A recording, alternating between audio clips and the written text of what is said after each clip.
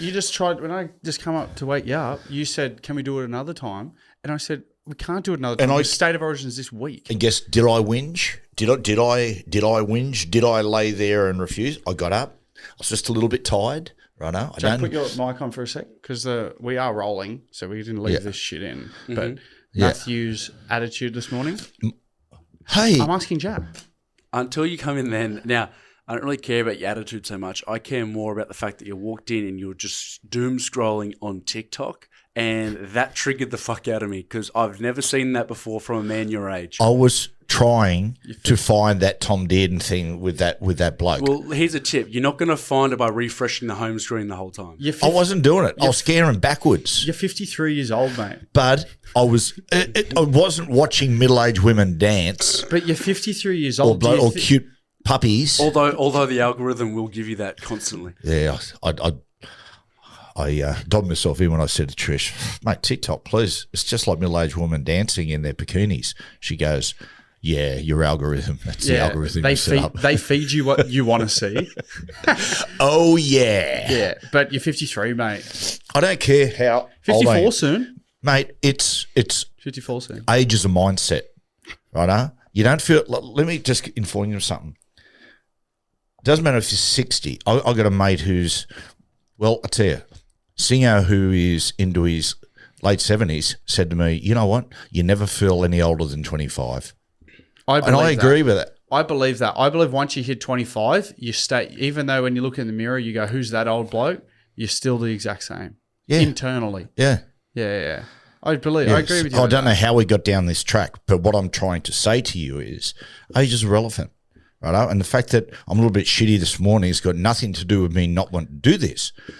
It's the very fact that every single day I've done a podcast this week on top of my work schedule. Guess what, mate? Who's up for breakfast radio? All I want to say is we've got our loyal listeners, our beautiful listeners. I know, I love it. And they are an engaging community. We are like a cult. We are like a cult cultivating the sporting fans of Australia, New Zealand, totally India. Righto, let's do it.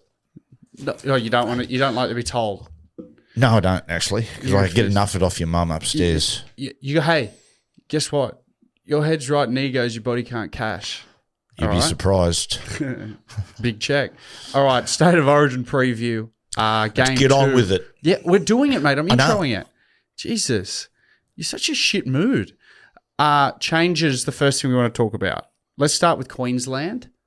Obviously, the biggest one is Ches Daly Cherry Evans, captain of Queensland. He's out for game 2. He's been not selected. What was your take on it? Slightly surprised, not entirely, because of the fact that the Tom-Toms were beating. Surprised in the fact that Queensland would sack a captain mid-series. That does surprise me. But I do understand why Billy's done it, and there's 2 reasons. Before I get to that, though, the one thing that it's probably a little bit disappointing, I reckon, from Daly's point of view, because I think Daly in a lot of times would sort of understand, but the very fact that it was leaked out early, like do you know what I mean? It was almost after the game, straight away. It's not Billy's style, I get that, but someone within the inner sanctum has told journalists, oh, mate, he's not going to be there in game 2. You know what I mean? And given what Daly has done for that state and for that jersey, I thought that the announcement could have been handled a lot better rather than just sort of being leaked out. And because that's what happens sometimes. They'll leak things out to lessen the blow. You know what I mean? Yes. When he wasn't named, people go, well, yeah, it was right. If he was just out of the blue, they announced the side and he's not there. Where does that come from? So, people will say there's a leak. Is that come from within the coaching staff somewhere or just within Queensland? I don't know. Camp? Look, people, there's no doubt that Billy would confide in numerous people, and and what happens a lot of times is people have close relationships with journos, and a journalist might go to him, hey, what are you thinking, and what are you thinking in there, and it might be the old, listen, mate, I think he's going to leave Daly out. Oh yeah, that's just that. It's not meaning to be vindictive or anything like that. It's just the way the game works. But for Daly, it would have been disappointing hearing all those reports come out. Yeah.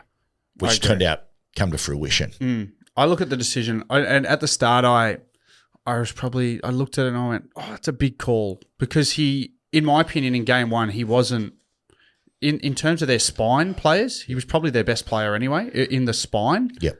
The rest of the boys didn't play that well, but obviously Slatsy's gone back to the decision. I think I look at it right, and I did think about this before, and I think it does similar to like that Queensland mob from about 5-6 years ago when they kind of axed a lot of those older players coming out. He really surprised me, Billy, a few years ago when he didn't pick Gags. Gag. I went, what's he doing? But he brought Hammer into the side, and I think the message that it sends to the whole playing group, but like the younger spine players like Harry, Munster, Kalen, Dearden, it's got to elevate them, right? Like it's got to elevate a new leadership group within that Queensland side. Well, two things. It does two things. Number one, it sells all the Queensland players, no matter who they are, no one's safe. I know. So players will go into this game, you know how much that jersey means to those players. And they could go into that game in their own mind saying, well, if I don't perform this game, this could be the last Origin game I play. Regardless of who it is, that's what he's saying. He's saying to them, if I'm willing to drop my captain, then mate, I'll drop any of you. So that puts pressure on everyone. And I know people will say, oh yeah, but people like Munster and that. But every player, has their own voice in their head. And Munsters could be saying, well, Daly was captain. He dropped him. He's put the onus on me now, mate. I better perform for him, or else. And that's the other reason, right? Is number one, no one's safe. Right, everybody, mate, get up on your toes, go out there, perform, or else. The second thing he's doing, and I think this is the main reason, Coop, by not selecting Daly, and you said before, I didn't think he was the worst player in game one. Well, you're right. A lot of the selection, leaving him out, a lot of it's got to do with pushing Kalen and Munster forward, saying, hey, boys, your safety blanket's gone. It's up to you two blokes. And he's doubled down on that by making Munster captain. Yeah. That's what he's done. And Dearden Cooper, he symbolises the Queensland spirit, and he's going to symbolise how they're going to play, right? They have picked Dearden on the back of his energy and on the back of his fight. That's what he brings, mate. He brings a ton of fight. He brings a ton of energy. He can't be discouraged. He's a tenacious little bastard. But on the flip side of it, he's not a great playmaker. Right? That's not his strength. So what does that do? Well, I think what you're going to see, Kalen play a fair bit of first receiver. Yeah. They'll rejig how they're going to play. But having no Daly is putting the pressure on particularly Kalen and Munster and Harry as well. I mean, your dear mate Harry, it was, his performance was unusual by his standards in game one. Well, mate, you'll know he'll come out firing in this. Yeah. I actually think, from Harry's point of view, like Munster, it's quietest I've seen Munster in a state of origin in game one. I think Harry sometimes, he actually probably tried too hard. Yeah. Like they kick up the short side, they made a lot of it, which led to the 7 tackle. Actually, if you watch that, it was actually a good decision. Him jumping out and knocking up because Xavier was coming through at a rate of knots. He just didn't elevate it enough. Yeah. Idea was okay. Idea was good, but just didn't nail the kick. And I remember you used to say that back when we used to play for the Sunshine Coast Falcons in reserve grade. Harry had if the game kind of wasn't coming to Harry, and Harry's a go-getter, right? Like Harry chases anything and forces his way into the game. Where a lot of spine players can wait for the game to come to them. So if it doesn't come to him, he can force himself sometimes. I remember you saying back in the day, I remember you have a chat to him about how he can overplay sometimes. He tries to do too much because he's fit and he has the energy a lot of the time. He'll try to come up with big plays and force his way into the game. Well, I think with Harry's, in his mind, he goes, well, if it's not going to be me, then it's not going to be. He gets into that sometimes. Which is a good mentality. It's a good mentality, but sometimes you don't push against the flow of the game. When things are happening and moving, sometimes if you want to push and force things, throws everything out. There's 2 players that I've seen, that I've watched a lot of football play, that you two blokes have played with, that when they start to overplay early, I go, uh-oh. And one is Harry, we just spoke about that, and the other one's Tom Starling. I used to see that with Tommy coming through the grades. When Tommy would just try to do too much and you go, Tom, just relax. Don't force the run. Don't force the absolute clever pass or the dream pass. Just go with it, mate. When you get on a roll, get out there and run, or just give it early, and their natural talent will come to the fore. You talk about the little voice inside the head. Munster has that voice inside of his head. Yeah. A bloke that I remember when Tyrone Wishart was playing 6 last year for him, would fill in and stuff. Money used to always say, "Oh mate, I'm not going to get my spot back." Would genuinely believe it or convince himself that he'd believe it so that it'd keep him hungry. That's what that's what makes champions. Yeah, that's one factor that makes a champion. Do you think the captaincy is a good idea as well with Munn? Because they were tossing up a lot of people. They tossed up Harry. I think it's a great idea. Yeah. I think it's a fantastic idea. Yeah. He's nudging him. He's prodding him, going, mate, come on, get you going. You're the bloke. You're the pulse of the side. Yeah. And people like Slatsy knows how to get the best out of money. He played alongside Munster for a good couple of years, and I think he knows what's going to elevate him. And you look at in that side, you look at who epitomises like that Queensland jersey. The most aura in that Queensland arena is Munster. He's had some massive series. His debut series, that 2020 series when he was hungover and he just beat everyone. He's had a Wally type impact on Origin in periods of the game. Well, mate, he has been when he finishes and they talk about Queensland's greatest Origin players, he'll be spoken about that.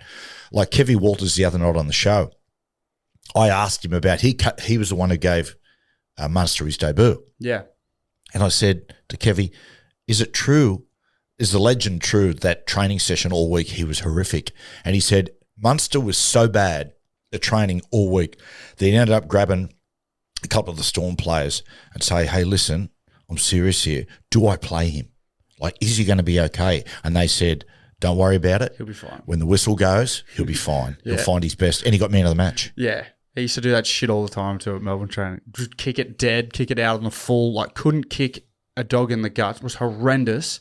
And everyone would go, "Oh, God." And then he'd like storm off the training paddock, throw his boots and like be sooking. And everyone would be like spraying him. And then he'd come out and just like brain him. Destroy on the him. weekend. Yeah. He's a natural footballer. He is. And also your man, Baby Feet for More. Bo Firma was dropped as well. Yeah. Which was a little bit of a weird choice because he probably didn't get a lot of time out there. No, he didn't. Billy's just seen something. I didn't go back and watch his performance closely, but Bo, by his standards, was quiet. Yeah. I think Billy looks and said, "Mate, you just didn't give us enough." Yeah. In a minute, we'll have a talk about what style of game it's going to be, and how Queensland will play, or the Queensland mentality that New South Wales are going to be prepared for. But the other one, well, let's go for New South Wales. Yeah. Obviously, Mitch Moses torn calf at training. Can we talk just firstly about Stefano? Yeah. Go on. This will be the making of him as a player. You reckon? Yep. He's played Origin before. Yep. This will be he's at this point. I reckon he's ready to go. I've been watching him at Melbourne, and progressively, there's just little things he's doing. He's looking more and more like a Melbourne player. Yeah. His impact. He didn't sort of hit Melbourne and go wham like a lot of players have. But you can just see little things in his game. He's starting to get those good habits. And now he's elevated on this stage. I think he'll go out. I think he'll be really strong. And I think this will be what people have been waiting for him. Yeah. He comes onto the bench. Obviously, Max King goes in for Mitch Barnett. Yep. The thing, because I've seen a lot of punters have had their opinion on Stefano being picked. Saying other front rowers doing this, doing that better. I think what people don't see sometimes is they'll look at a stat sheet and they'll go, "Wow, this player played 70 minutes. He ran for over 200 metres."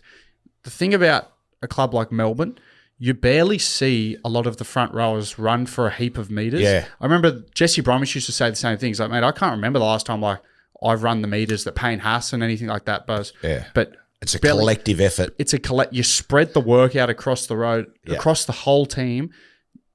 Billy 8 makes sure you only play an amount of time where you're effective for every minute in that time. If you can squeeze out 70 minutes, he'll only play you 50, 55 to make sure that you've put all your energy into that 50. And that's what he's done with Stefano. Stefano can play bigger minutes, but he's playing him at an amount of minutes where all he needs to go out is every time you run as hard as you can, you get a one-on-one, you get quick play the ball, and then in defense, you got to do all the little things really well, which is what you see in Stefano's game. For a big man, he's doing a lot of really small things that other front rowers aren't doing really well. Geez, it'd be a good combination, he and Haas, if they're on the field at the same time. If they can gain ascendancy, if we start to gain ascendancy in the ruck on those play 1, 2, 3s, those two blokes on play 4, play 5.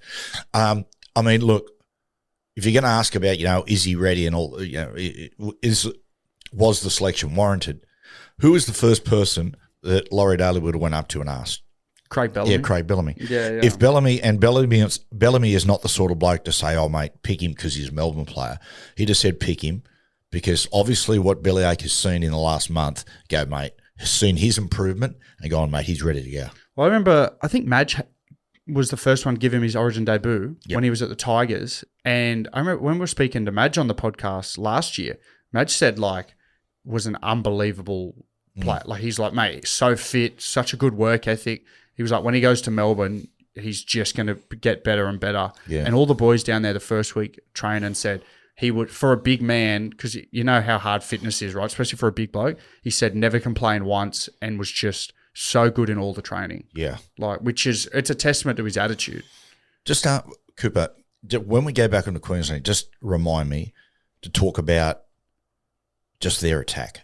Yeah. I was just sitting there then just thinking about certain things and it come to mind how I think Billy will want particularly Munster to play. We'll get to that. I'll bring that up to you. Yeah. And then Jarome Luai comes in for an injured Mitch Moses. Big news. It was a big point that they picked Moses over Luai in game 1. Yeah. Moses earned his spot, played outstanding. How do you see this pick affecting New South Wales? Firstly, I've heard numerous people say, mate, Burton should be picked. Burton is not a 6 yet at that level. He's an emergency 6 where you play him 18th man, and if you need to, you can slip him in there. But Luai was a no-brainer. Oh, yeah. It was straightforward. I'm picking Luai for man of the match. I reckon, yes, if we can dominate the ruck area, I think he will be man of the match. And the reasons why are that at the Tigers, he's working double time. He's having to do so much at the Tigers. He's doing the organisation and he's trying to hold on to his running game. And that's a very hard balance to do. He's learning new aspects of his game, with leadership and direction. And that's very hard to, and what's suffering a little bit is his natural game. Now, what he's going to do now, he's going to walk in alongside Nathan, straight into that side, mate, the old pair of warm slippers. He just goes in. Nathan will take control. He can just play his best self. Mate, he will go in there. He'll just feel liberated. It'll be a weight off the shoulders. It'll be a huge weight. I think this selection is going to be great for New South Wales. I think the selection is going to be great for Luai, and I think the selection is going to be great for the Tigers. I can see Luai going there, having a blinder, and just taking that back to the Tigers. Yeah. But I love it. I mean, the combinations are just so important in State of Origin. The combination, you've got Edwards, Luai, Cleary, and Yeo. And you've got Liam Martin there as well. Those combinations straight away just form it. And they've played so much. You've got to remind yourself, 4 competitions they've won together. Yeah. 5 grand finals they've been in. Yeah. The combination works. I thought Yeo in game 1 was magnificent. He was very good. I thought he was really good. Yeo has taken him a little time to realise it, but at State of Origin level, his game is less pass, more run. Yeah. But he still sets up that shape, which makes the defence flex out and gets him one-on-one. He just punches through all the time. And Liam Martin, Coop, is symbolic of the new Blues attitude. And you go, well, what's the attitude? Well, the natural characters coming into this fight are Queensland, the underdog, just battling away, the little engine that can, and New South Wales, like the imperial bad guys. Yeah. That's what it is now.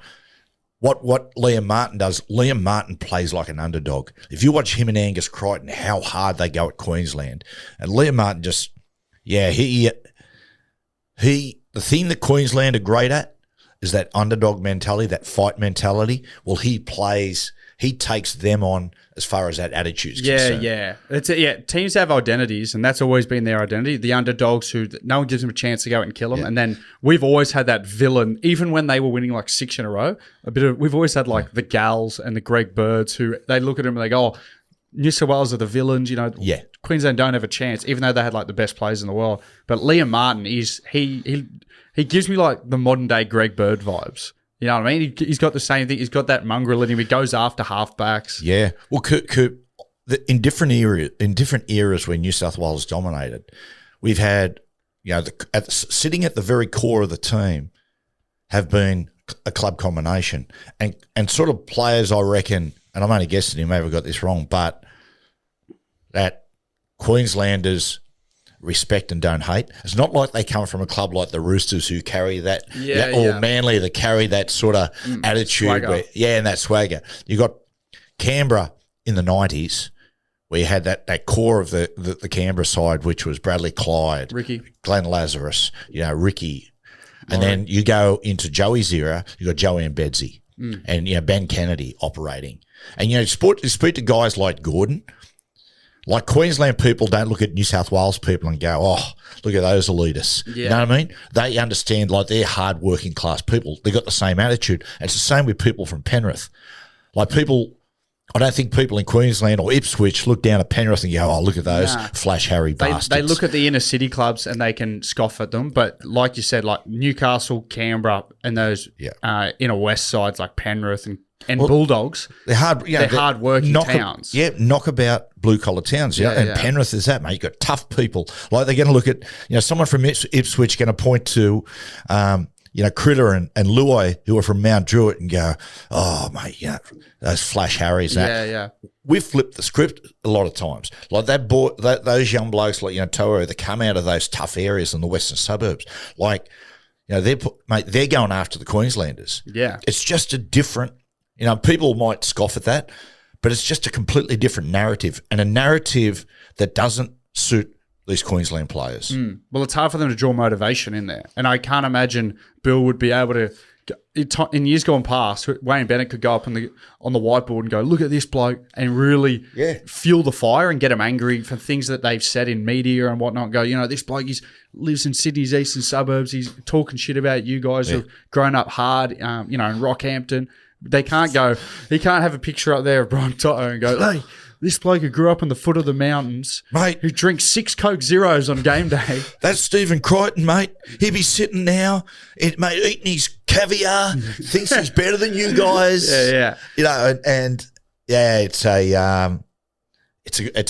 Mate, we have a great side. Yeah. We have, right, if we're going to talk about how Queensland going to play, right, we got a great side. But what we have to be ready for is the Queensland frenzy that's going to come. We have to match them as far as desperation, which is hard to do, Coop, because they're fighting to keep the series alive. We're 1-0. We've got a bit of that. And this is the reason why, Coop, there's so many rare 3-0s, is because if you just drop a little bit in desperation, then that means you drop a little bit in intensity, and that's just enough for the other side to come over the top of it. Yeah. Yeah. Like even those great Queensland sides, that dominated. I don't know how many clean sweeps there were. They didn't have a heap of clean sweeps. I think it might have been just one. Yeah, I believe there was only one, potentially 2 out of, 8 in a row there. So, and you look at the side that they had, Greg Inglis, Billy Slater, Cooper Cronk, Cameron Smith, Jonathan Thurston, Lockie. Yep. Darren Lockie was there as well. Even those great players, GI, all those blokes who – have an argument to be immortals into the future, and a number of them will, is that even when they drop Coop just a little bit in desperation, the New South Wales side, beat them. And some of them weren't strong New South Wales sides, but they were able to knock them over and beat them. Yeah. Purely on intensity. And this, which comes to my point. Yeah. Is Queensland, I think this will be one of the great State of Origin games. There's been a lot of criticism with Game 1. I get it to a certain extent. I think some of it's been a bit over the top. I've heard some people say, as far as State of Origin, it's a bit of a soft game. Well, come on. I don't think it was soft, No, it's not. But I do get that it didn't have that same intensity. They will come out. Queensland will come out in a frenzy. Yeah. New South Wales got to be prepared for that. And a lot of times, Queenslanders – the Queensland style of ambush they get asked. People go, well, mate, they ambushed us. And they go, well, they didn't ambush it because you knew what was coming. No.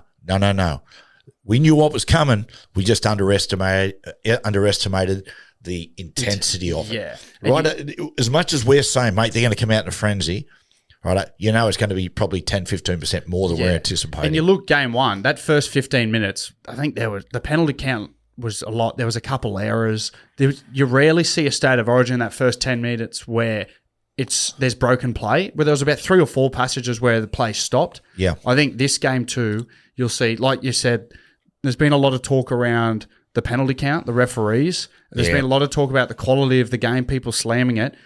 I think the first 15 minutes, particularly from Queensland, will be bull out of a gate. Right. Like it'll be one to be reckoned with. Right. Let's talk about why and how they're going to play. Well, Cooper, there's been 2 games played in Perth, and why Perth is a really big factor is it's going to be a 6 o'clock game.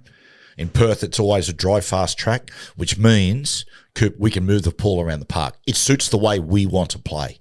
Right? So giving evidence to that, New South Wales, the 2 games, 38-6, 44-12. Yeah, that sort of scoreline's up in Perth, almost unheard of in state of origin, which means Queensland, no, Coops, if you look at the nature of our side, if Queensland go out there to make this an attacking shootout, even though they got Harry and Munster and Grant, we'll beat them by 30 points.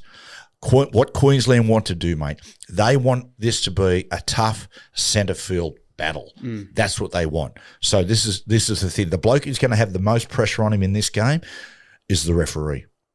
And I have got no doubt that he's been given a directive, and they won't admit to it. I reckon he's been given a directive from the top, because this is a really important game. This is a really important match for the game, playing in Perth. We've got the Perth Bears coming in. So we want this to be as good as rugby league can be. And so I reckon the referee's been given a bit of a directive. He'll say less penalties, let the game flow more. And I think they'll say allow a little bit more. You know, a little bit of the foul play. Don't be too keen to blow the pee out of the whistle. Now that suits Queensland, because Queensland, mate, that they will multiply the pressure on the referee. They'll lie in the ruck. They'll stand a half a metre offside. They'll rush our playmakers. They'll hit our playmakers. They'll throw our playmakers on the ground, and that they will just exert pressure on the referee. They will try to dictate the terms of this fight, and that's how they'll do it. They'll try to make it a really tough, gritty game. They'll just try to shut us down, and they'll exert all the pressure on the ref. Yeah. Well, you know better than anyone, right? You used to say it to us in junior footy when you're going into a grand final. You'd say, feel free to test the referees, lay all over them, because in big games, when everybody's watching, the referees don't want to be blamed for a shit game. Well, what we used to say when coaching new blokes, you're not teaching, arms. No. What it was, I'd say to you blokes, right, when you make a tackle, like you're buzzing, you're enjoying yourself, but just have the discipline to count in your head. 3. 1, 2, 3, and then get off. And it just makes all the world of difference. And when we go into those grand finals, at the start of the game, we'll say, let's just dip our toe into the water with the referee, lay on 1, 2, 3, 4, and then get off. If he starts blowing penalties, 1, 2, 3. That is such a vital part of the game. Yeah, well, we used to get referees come down to training a lot of the time, and chatting to refs, a lot of the time, they're not counting how long the play of the ball is. They're measuring the play of the ball off. Yeah. The first 5 minutes, they'll get a feel for the play of the ball, and then they'll see how consistent they're laying on. If you that first 5 minutes, first 10 minutes, you're getting off really quick, and then when fatigue starts to set in, you're laying on it, trying to slow it down then. They kind of subconsciously, they notice that because they're trained to notice inconsistencies. That's where they'll blow the penalty. Well, if you set the standard from the start, and if you're Queensland, you're half a metre offside, you're laying on the play of the ball, slowing it down, that becomes the standard for the whole game. Well, Coop, what's going to happen in the referees? He's been told blow less referees. So every time he blows a penalty, well, I just say blow referees. You said he's been told to blow less referees. Clip it. I reckon he would have been told that as well. I imagine there'd be rules in the referee brigade. Skippers are doing anything for a win. It's like the jockey club, mate. You got to don't shit where you eat. Come on, refs. Stop kissing each other. Mate, every time that the referee blows a penalty, Coop, he'll in his own mind be going, "Oh God," because he's been told to blow less. Yeah. So he'll every time. So what Queensland will do, and New South Wales to an extent, they'll just keep testing him and go, righto, you want to keep blowing penalties? We're going to lay. It's a game of cat and mouse. Yeah, but I think us as New South Wales as well, given that they're already up by 1, they're at a little bit of a disadvantage because if they try to, the more that they push, the more they'll be penalised. Yep. You know what? You know, it's like when you're down 20-0 in a game and you kind of get more of the rub of the green because they try to not bring you back into it, but they give you the little bit of the benefit of the doubt. It'll be like that for Queensland. And although it's been played in Perth, the crowd will exert pressure on the referee because every time it's played over there, the support's probably been 70-30 Queensland's way. Yeah. Everybody hates New South Wales. Yeah. Everybody. Mate, okay, let's talk. Righto, if Queensland are going to play that way and they're going to come out like a frenzy, let's have a little talk about how New South Wales should play. Yeah. Our strength is our yardage game. Right, it's Zach Lomax, Brian Toto, Dylan Edwards on play 1, 2, 3. That's what really set us going. Then all of a sudden you got Payne Haas on play 4 or 5. Then we're out of there, and we just that dominance in yardage just kept getting Nathan Cleary in attacking kick positions, and which allowed us to exert pressure and just build pressure on them. But this game, we just established right. Queensland are going to come out there. They're going to try to spoil. So how do you spoil in yardage? How you spoil is you tighten your defence, you compress your defence, show New South Wales the edges, and you rush and you lay on the ruck. That's what you do. That's how they're going to squash our yardage game early in the match. Yeah. New South Wales, in my opinion, if I was coaching New South Wales, I'd start the match by playing a little bit of sideline to sideline. Really? Yep. I'd push the ball away. I wouldn't give Queensland what they're after.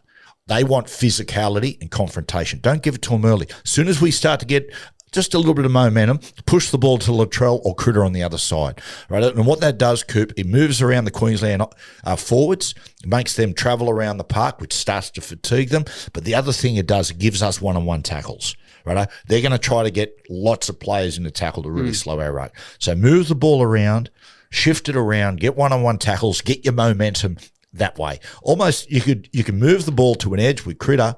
He all of a sudden makes 20 metres, then start to build your go forward, off that. As the game starts to go on, and as the game starts to evolve and the game starts to move into the 30-minute mark, if you start to move their opposition middles around, Coop, you'll see them start to hit the wall a little bit. And that's when you go revert, bring it back and start playing through their centre. They're going to want to be, if they do play that way, and I like your reasoning because you know what Queensland are going to do. They're going to bunch right up. They're going to be flying out from outside in, just trying to put shots on, trying to not be bullied like they did in game 1 where Lomax and Payne Haas were running over the top of everyone. Do you think us then flipping sort of away from our strengths rather than just going straight down the middle, trying to shift, do you think it also opens the risk up for a lot of early errors? Yep. You know, they're going to want to be really diligent with how they shift the football, executing their passes, because it could really, Queensland could almost, take that gamble and encourage us to make errors. Yep, of course. But I come back to my point. This is why Perth suits New South Wales. Is because you go back and watch the games. In Perth, the ability to move the ball from one edge to the other, it's just, you can do it so easily and move it around. And that's what suits us. Coops, ball movement, it's not really ball movement that's risky. It's what players do with it, if that makes sense. You don't want to go 1, 2, 3 passes to someone who then gets half through and throws a frivolous pass. What you do is you do controlled ball movement. 1, 2, 3, shift the ball to an edge and let the centre just make the meters. If they're going to tighten their defence, Coop, always with the defence, a defence is going to compress and dare you to push the ball to the edge. Do it. Take it. And they want to keep compressing up, keep taking it. Because when a defence tightens and you move the ball to an edge, they need to surrender meters. Yeah. It's such easy meterage. So move the ball to the edge, take the meters, then and that can start to go forward. But you'll start to see, Coop, after a certain period of time, as I said before, moving the ball around just naturally disrupts the defence and pries that middle open, and that's when you start to see him play through. In fact, if you watch Joey, Joey's best ever Origin game. 2005? Yep. Game 2? Yep. Watch New South Wales in the first 50 minutes of that game. They're actually playing with a lot of width. Bang, bang. The last 30 minutes, Joey reverts and just starts playing through their middle. But that middle was vulnerable from what they did in the first 50 minutes. Yeah, okay. Yeah, righto. Yep. And our predictions to round off. I'm going to go New South Wales 34-14. You reckon they're going to give it to them again? I think that we'll Queensland will put so much into themselves early. I reckon we will score a lot of points late. Yeah, okay. Yeah, but I think, I think Coop, if we get away, with about 20 minutes to go and we're ahead by like a 10 points, I think then we'll really skip and get away from it. You have first try scorer as well? I'm going to go first try scorer. I'm going to go Stephen Crichton. I'll go for a attacking kick across from Nathan Cleary. Zach Lomax bats it back to Critter, who scores. Oh, okay. Mate, yep. Very specific. Yep. I love it. Jack, what about you? Have you got any predictions? I've got New South Wales by 12, and I think that first try scorer is going to be Jarome Luai. Yep. Okay. We're on Luai, mate. And then man of the match, I think, is going to be Luai. Oh, Jarome. Yes. Rome. When in Rome. Yep. What about you, Coop? Okay, I'm going to go a little different. All right. I'm a New South Welshman. I want us to win. I think Queensland are actually going to win. I think Queensland by 2. Mm-hmm. I've got man of the match, Munster. Mm-hmm. And I've got first try scorer. I've got, I think, Xavier Coates will score the first try. Gotcha. Yeah, I've been tossing and turning whether who to pick. I think New South Wales I think we'll win the series, but I just think it's hard to win 3. It's hard to go dead rubber. Yep, it is, Coops. And I think they're going to get us. This is what I expect from Munster. I think you're going to see Munster running more than he passes. I hope so. Yep, I think you're going to see it. That you said the COVID series, where he basically played, that first game hungover. Yeah. I think it was that first game, he was trying to push the ball sideways. Apparently he will come into the sheds. All Wayne turned around to Munster and just said, run the fucking football. Yeah. And he went out there and got man of the match. I think you're going to see Queensland pour enormous energy into their defence and their physicality. And I think with the football, they're going to play pretty simple. Yeah. I think they're looking for, I think they'll graft really hard, and they'll look for little moments of magic from Kalen and moments of magic from Munster. Yep. All right. Righto. Man of the match, Jarome Luai. Boom. We bring the boom. Give us one. Give us a boom. How's it? We bring the boom. God, I love those.